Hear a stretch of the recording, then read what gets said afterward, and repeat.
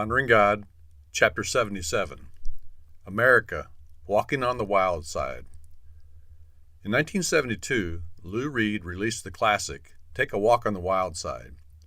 Peaking at number 16 on the pop charts, the song described an underground lifestyle that was unknown to most of America, and whose subject matter was counter to the prevailing culture. References to transsexuals, male prostitutes, oral sex, and drug usage were each a vignette in the song's verses. Because Americans were considered puritanical in their mores, to play on American radio, the reference to oral sex had to be removed.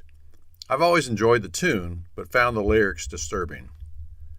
A mere 42 years later, what Lou Reed wrote about is now considered not underground or countercultural, but mainstream, and a large part of the prevailing pop culture. Much of these ideas and behaviors can now be found on the television screen on any given night and treated as if they are normal. To illustrate how far we've come, in the recent NFL draft, the first openly homosexual player was drafted, the 249th pick overall, and within 7 of not being drafted.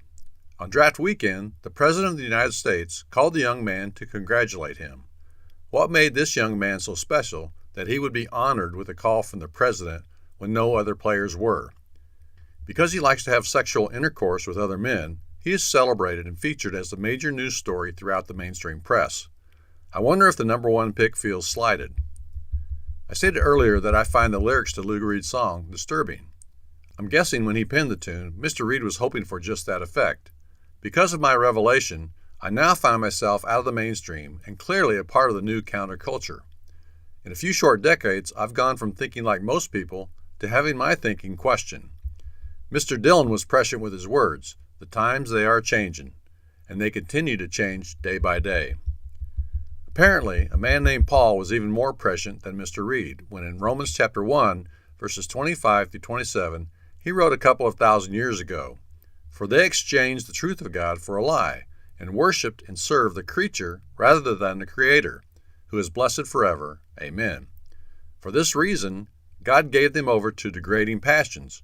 For their women exchanged the natural function for that which is unnatural, and in the same way, also, the men abandoned the natural function of the woman and burned in their desire toward one another, men with men, committing indecent acts and receiving in their own persons the due penalty of their error." The early Christians found themselves, living in the Roman and Greek cultures, to be fish out of water, and today, Christians who hold to their beliefs will find themselves numbered among the ostracized. Now that those formerly of the counterculture are running the country and representing the mainstream, I feel compelled to shout, "Down with the man! Question authority!"